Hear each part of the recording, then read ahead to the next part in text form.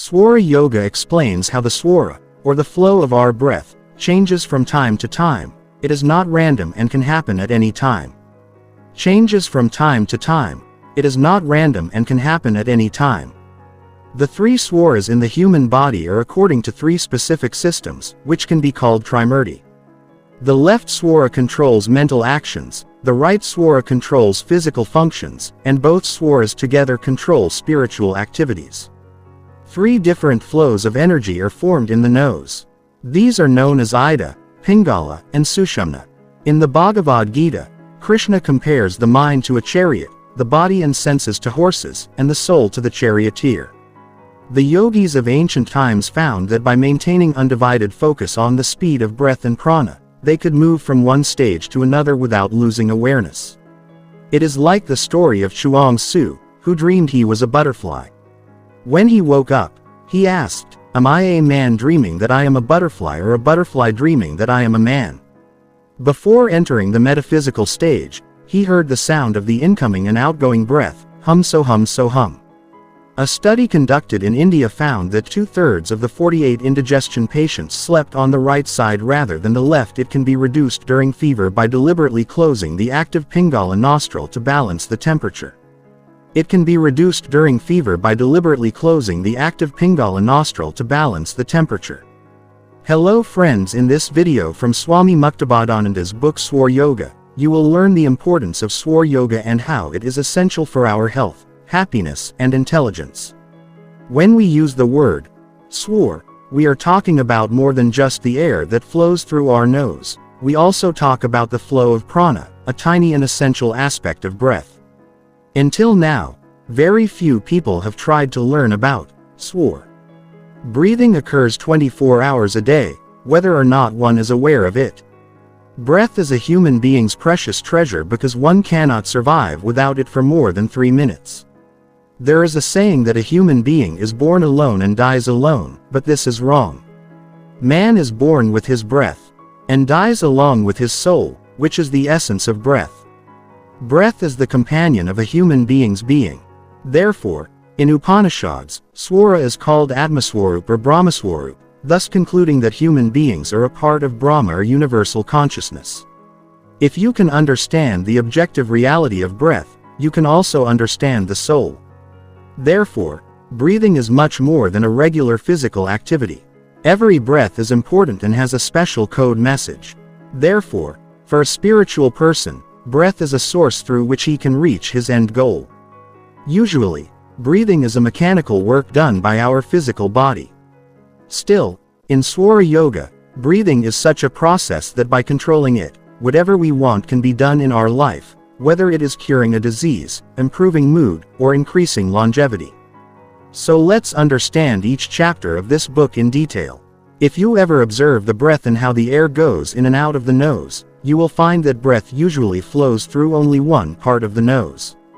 Then, they move from both sides simultaneously, but it is not so. When you observe the breath, you will find that one nostril usually remains open for a fixed time, and the breath comes and goes only from that side. Later, this nostril closes, and the other opens.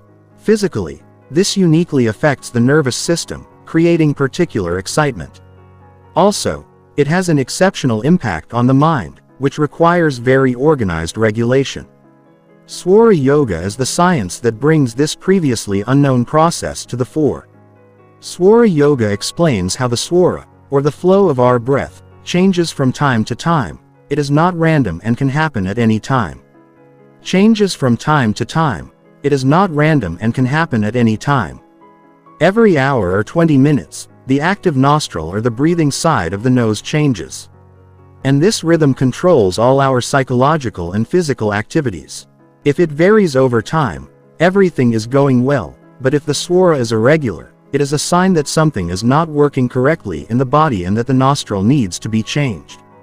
We breathe alternately, which is essential in Swara Yoga because it allows different swaras to flow at other times. One swara flows through the left nostril, another through the right, and the third through both nostrils simultaneously. Different swaras affect us differently by activating different energy centers and aspects of the nervous system. It is not just a coincidence that sometimes the swara flows through the right nostril and sometimes the left. Our body rhythm is based on the energy rhythm of the body, and it is also connected to the two hemispheres of the mind. The three swaras in the human body are according to three specific systems, which can be called trimurti. Mind is its first aspect, life force is the second, and soul is the third. The mind, life force, and soul make a human being. In Swara Yoga, the mind is known as chitta, the life force is known as prana, and the soul is known as atma. Chitta controls the sensory nerves, like eyes, nose, tongue, ears, and skin. Prana controls 5 parts: speech, hands, feet, reproduction, and urinary organs. The soul works as the manager or controller of all these. When the breath flows through the left nostril of the nose, it signals more energy in the mind or chitta. When there is flow through the right nostril while breathing, the physical powers are mighty, and the mind part is weak. When both nostrils work together, it is a signal that the spiritual energy is more powerful. Swara Yoga enables us to understand the nature of breath and its effect on the body. Different swaras, the flow of breath from other parts of the nose, give rise to various mental, physical, and spiritual activities. When you are meditating, praying, or thinking about speaking the truth, it is a spiritual action. When you are walking, talking, urinating, or eating, it is a physical activity. When digestion occurs and enzymes flow in the body, it is also a physical activity. But it is a mental activity when you are upset or when many things are going on in your mind, such as memorizing a poem or song or making some plans. Whether you have compassion in your mind or are angry at someone, it is all mental activity. These are just a few examples of 3 categories of activities. All our activities can be divided into 3 main categories, and a specific swara flow manages every activity.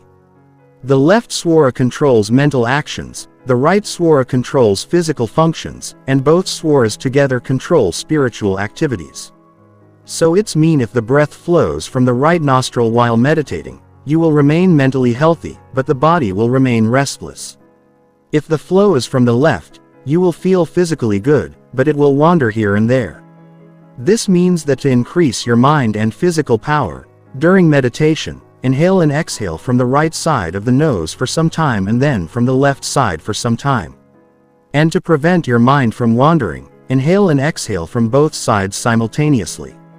In this way, Swara Yoga aims to create harmony between mind and body by adjusting activities with swara. Now we can talk about Ida, Pingala and Sushumna. We are talking about the flow of breath, which creates energy in the body. In yoga, the word nadi is used for flow. 3 different flows of energy are formed in the nose. These are known as Ida, Pingala, and Sushumna.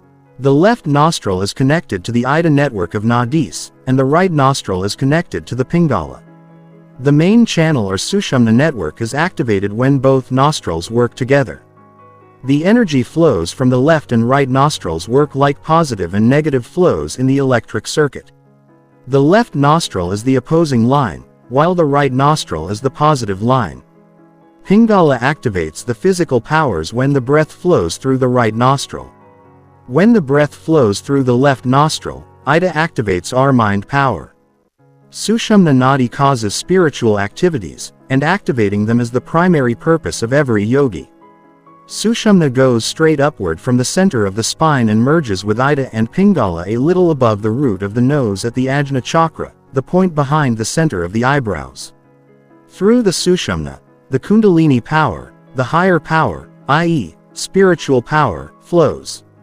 When the breath flows through both nostrils, it signals that the Sushumna channel is open. Therefore, it is essential to equalize the breath as it is connected to the opening of the Sushumna nadi. When the Sushumna flows, the mental and physical energy patterns become in the same rhythm, our thoughts become stable, and the mind is calm. Therefore, it is also known as. This is the most essential level of swara for a yoga practitioner, as it helps in meditation practice. Therefore, Swara Yoga aims to develop zero swara by reducing the alternating breaths. Swaras go more profound than the lungs. Tell me what is the importance of each swara or the flow of breath, and why does it change? The purpose of Swara Yoga is to answer this. It is said in the Swara Shastras that Swara is prana, i.e., the most essential energy. It is the source of the life force that keeps the body moving. Hence, it affects almost the entire body, from inside to outside. It is the most important of the micro and spiritual parts. Therefore, in the Mundaka Upanishad, Swara is compared to the bowstring on which consciousness can be raised to penetrate the Atman or universal soul. Breath not only sustains the physical body, but it is also a great source of raising consciousness. As far as medical science is concerned, it is related to the biological functions of the respiratory system. However, Swara Yoga provides much deeper insights than this because human existence does not begin and end with the physical body.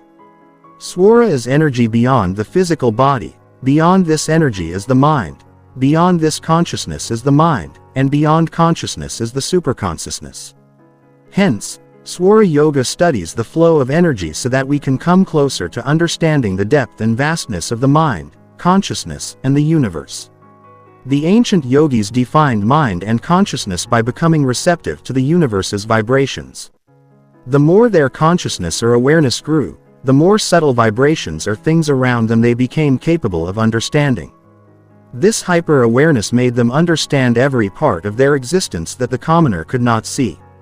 The word consciousness is often understood as the human mind, but our mind is just a tool of consciousness. The ability that makes us capable of being aware in this way is much more than the mind, and this is consciousness. You need to break the mind into small parts to find the mind. It is like a tool of perception. With the help of modern technology, you can detect prana, but no tool can measure the extent of the mind, let alone measure consciousness.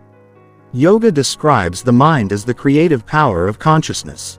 In the Bhagavad Gita, Krishna compares the mind to a chariot, the body and senses to horses, and the soul to the charioteer. These are the three levels we work from. In Swara Yoga, each level is associated with a specific nadi. Pingala is responsible for activating external awareness and physical powers.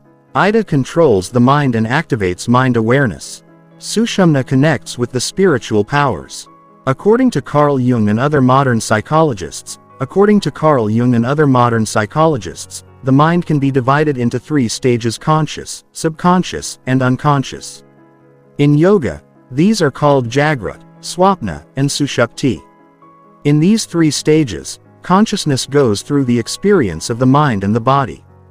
There is no individuality, there is no existence of I and you, there is no past, present, or future, there is only unity.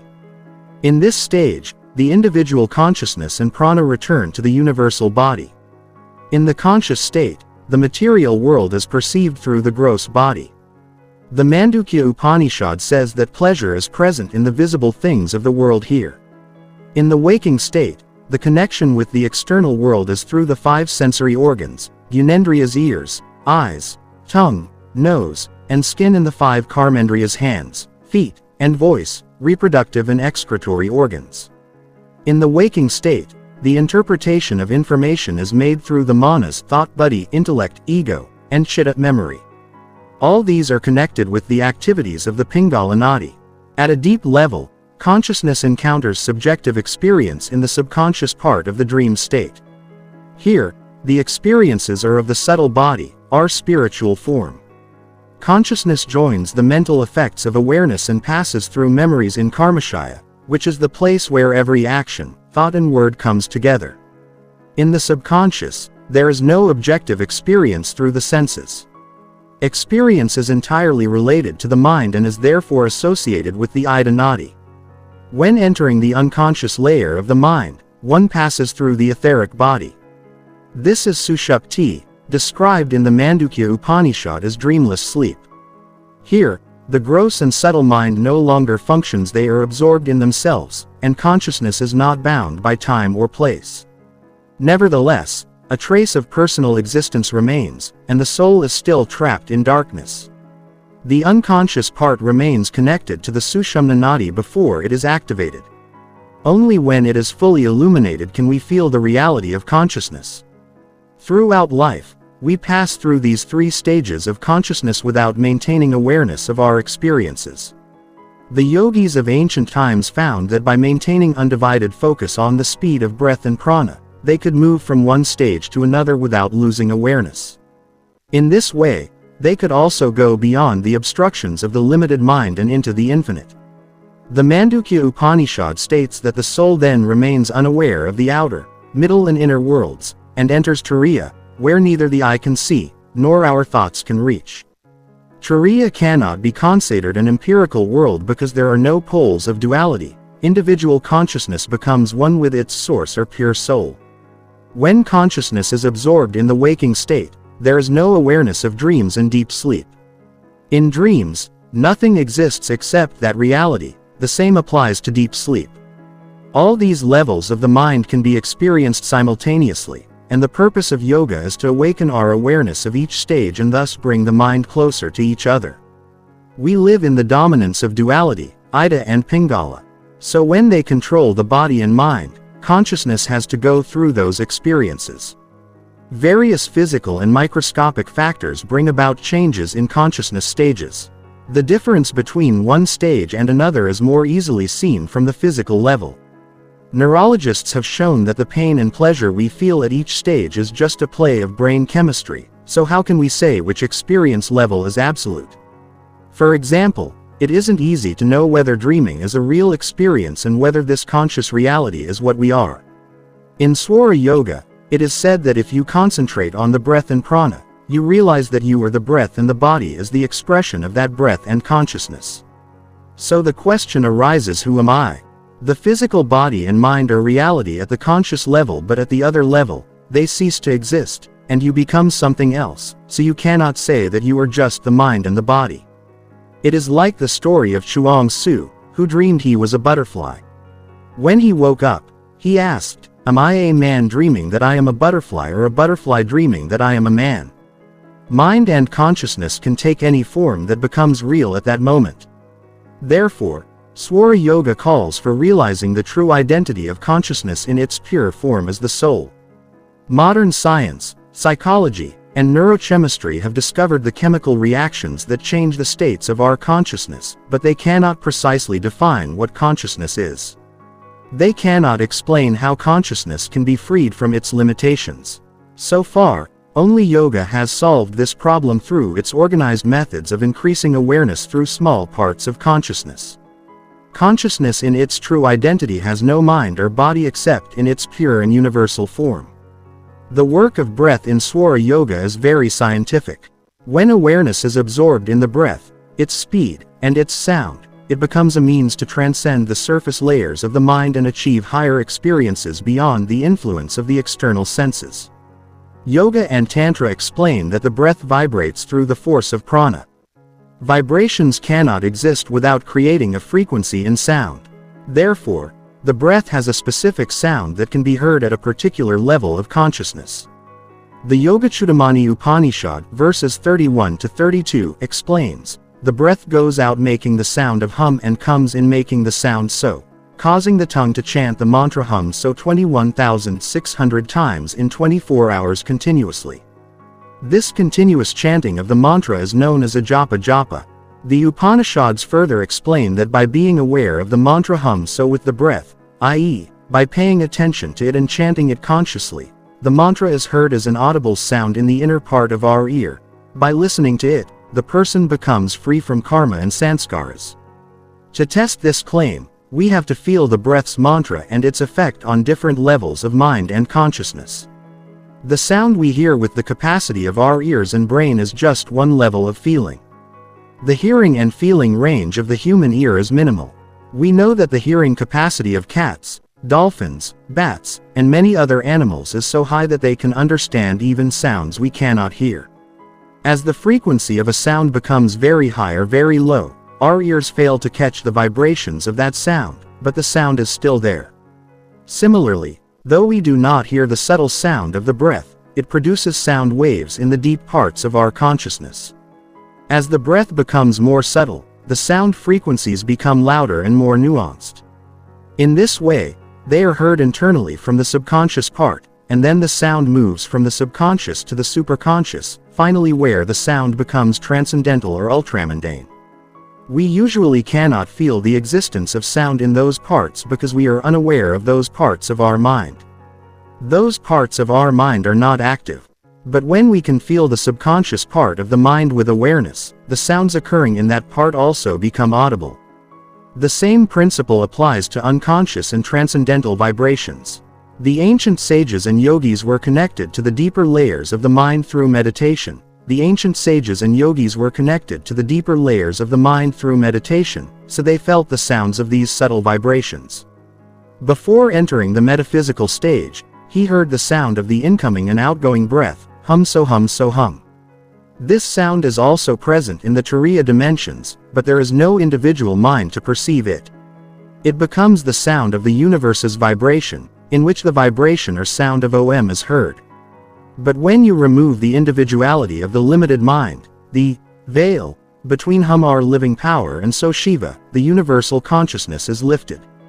Drinking water or going to the toilet, getting up from bed, calm and quiet work, especially work that requires mental creativity, buying jewelry, donating and helping others, resolving mutual conflicts, connecting with elders or people senior to you, participating in any religious practice, function, or marriage, reciting mantras, meeting your guru, long travels, sowing seeds, doing any work related to medicines and the treatment of diseases, making or listening to music, having sexual relations, physical activity and hard work, doing risky and courageous work, participating in war, and starting a business by taking risks, study subjects related to intelligence, such as math and science.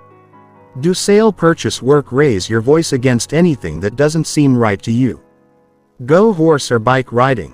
When Swara is flowing from both nostrils and when the zero level is activated, it is better to do work that requires minimum effort or concentration.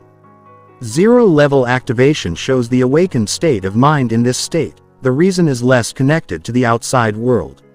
Regarding yoga texts, only two types of work should be done during zero Swara yoga practice, or yogic work, like meditation, etc. And the other is any work requiring complete concentration. Therefore, it is mentioned in Shiv Swaradaya Granth that the work that leads to salvation should also be done at this time. The texts say it is foolish to do physical activity or work related to the mind during zero breathing. If you sit for meditation, you can use this energy better. The condition of our body and mind is hidden in the changes of Swara chakras. If any nadi, i.e., a part of the nose, remains activated for a very long time, then it is a signal or warning that one of the branches of the nervous system is under too much pressure and only one part of the mind is being fully used. If Ida remains in flow for more than expected, it shows some imbalance in the mind or brain. If the Pingala flows more, then there is some imbalance in the physical body. Only half of our personality develops when there is a physical and mental energy imbalance, and some illness starts occurring. To correct this, changing the Swara or the nostrils when breathing regularly is essential. The disease that occurs generally indicates from which nostril more breath is flowing. Many problems caused by poor digestion, such as bloating, indigestion,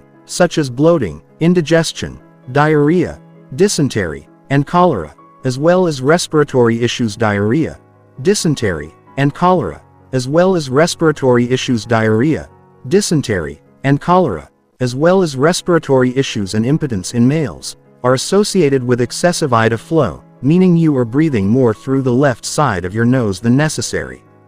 On the other hand, stress-related problems such as high blood pressure, acidity, and ulcers are associated with excessive Pingala flow, meaning you are breathing more through the right side of your nose than necessary.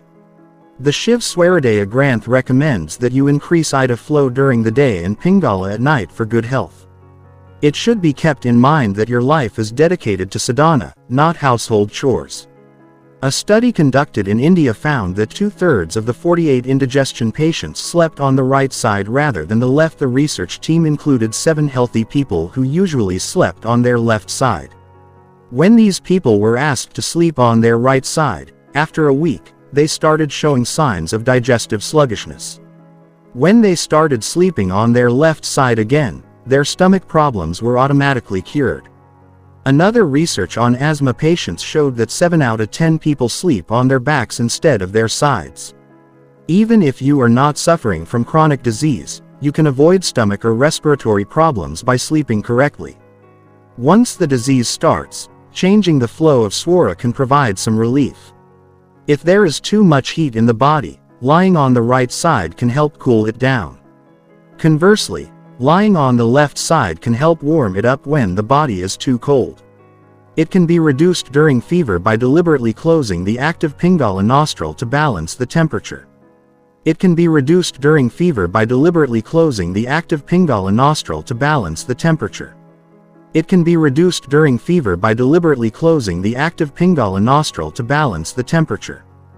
Before the onset of any disease, the flow of swara gets disturbed, and if this is taken care of beforehand, this imbalance can be corrected, and the disease can be avoided. For example, when asthma patients feel an attack coming on, they can close the active nostril and start breathing from the other side to prevent or reduce the attack. Also, people suffering from headaches should first check their digestion and sleep on the left side. They should close the active nostril and activate the other when a headache occurs. Thank you friends, so this was the book summary of Swara Yoga. We hope you have learned a lot from this book and noted down many important points. So that he can push you forward, it can help to cure the diseases of your body. If you forgot to note all this, then sit back comfortably with a paper and pen and watch the video once again. Try to understand the point carefully while standing, because every point mentioned in it can prove to be very life-changing. If you have not yet subscribed to our channel, then subscribe to this channel immediately, and do not forget to like and comment on the video. This keeps our motivation increasing. If you think this video can help others in life, then share this video with everyone. We will meet soon with even better videos. Thank you very much.